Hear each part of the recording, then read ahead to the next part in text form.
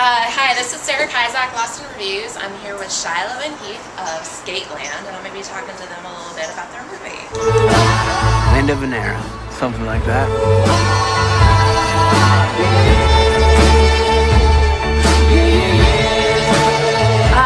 I got to put it out there, I haven't seen the movie yet, so I'm just kind of winging it now. Appreciate your honesty. You shouldn't lie.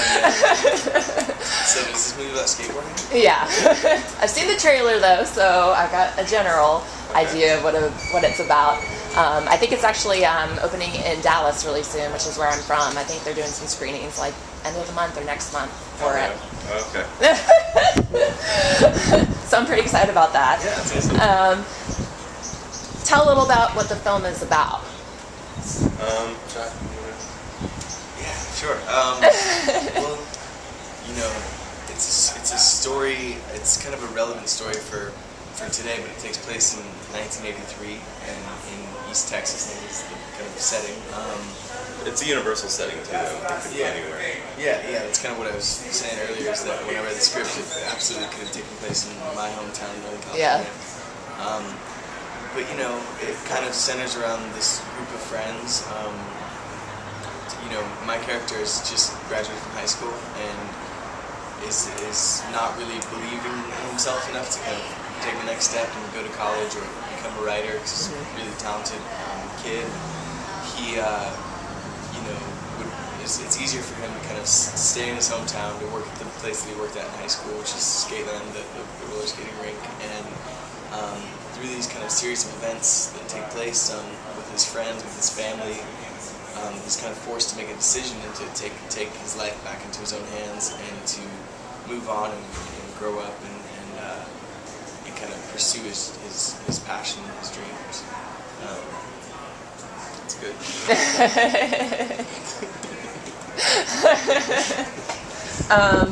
So what about your character? I know you directed, you did a lot of stuff on this. No, I didn't direct it. I just, but I had a lot of other hats. Yeah, I play this, play one of Ritchie's best friends in the film, Ashley Green's brother, older brother, who moves back home after a failed dirt bike racing career, and comes back home to move in with his parents and work on the oil fields of Texas. And yeah, he's a pretty fun-loving guy. He's, you know, even though he's a failure, he's kind of come to accept like his lot in life, and he's going to make the most of it. Yeah. Cool. So did you guys have to learn how to roller skate for this movie? Yeah, I did. I mean, I think he grew up at Skateland. One of my best friends growing up, like, literally lived in a house on the same like alleyway as a skating rink. But you know, we would go to the lockouts and everything where you stay there all night. But it had nothing to do with roller skating. It was really about trying to make out with girls, hang out with your friends. So yeah, I did some skating, and then when I got out here, he took me out and did a little bit of skating. I mean, you know, most of the film, there's a lot of scenes that take place at Skateland, but you know, that's kind of just a backdrop and kind of his, you know, the character that I play. It's his, you know, it's one of his excuses for not wanting to kind of grow up, you know, and it's a place that he feels safe in. It feels like a home to him. And I think that's this Skateland kind of idea is really kind of, everybody has that, right? Everybody has this place where they feel comfortable, that is safe to them. And, that's kind of a metaphor, you know. Yeah. So it's just about as much as Last Picture Show is about the movie theater. That's how much Skateland is. I mean, it's about roller skating is about Skateland. It's about like that generation, basically. Yeah. That's what you did for fun. Yeah. I had a birthday party at skating rink when I was little. Really? Yeah. There you go. The Barbie skates, you know, it was couples, you can't see, singles. But she's embarrassed. Gotta love skates, and you know, you put them back on when you get older, and you know how to do it still. Yeah. It's really easy. Rollerblading, not so much. So, I mean, when was this filmed? Was it a while ago? We wrapped in December of 2008. Okay. And then we started kind of the post process through most of 2009. We locked picture in September, and then we did then we got into the dramatic category, Sundance, and competed in that, and then we just did a bunch of festivals. So hopefully you can hear me over the lawnmower right outside this. Yeah, so most of 2010 most of 2010 we did the festival circuit, and so now we release May 13th in New York, LA, and then wider after that. So. Yeah. So, and you filmed in Texas as well, or is it just set in Texas?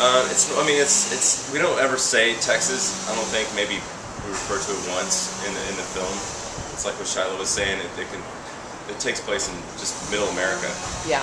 You know, small town. Yeah, small town USA. Exactly. But no, we shot some in Texas. We shot mostly in Shreveport, Louisiana, which is about 20 minutes, 30 minutes from my hometown, where I kind of had it pictured in my head.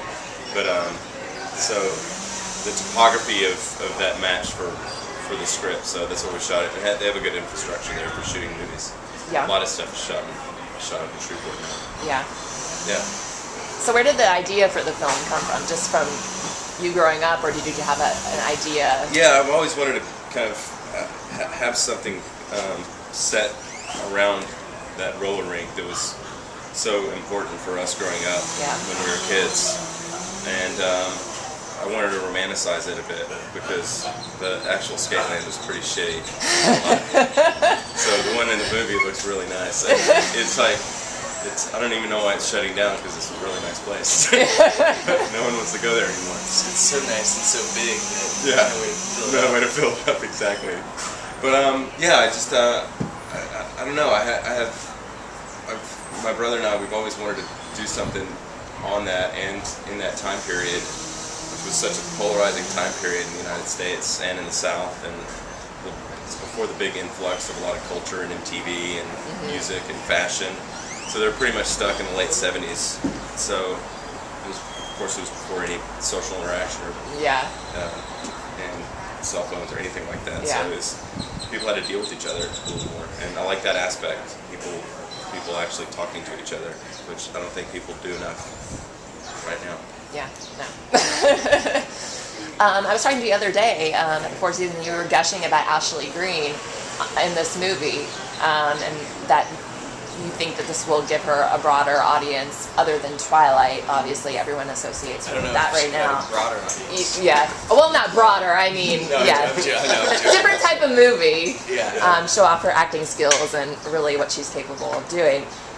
Could you elaborate on that or your experience working with her?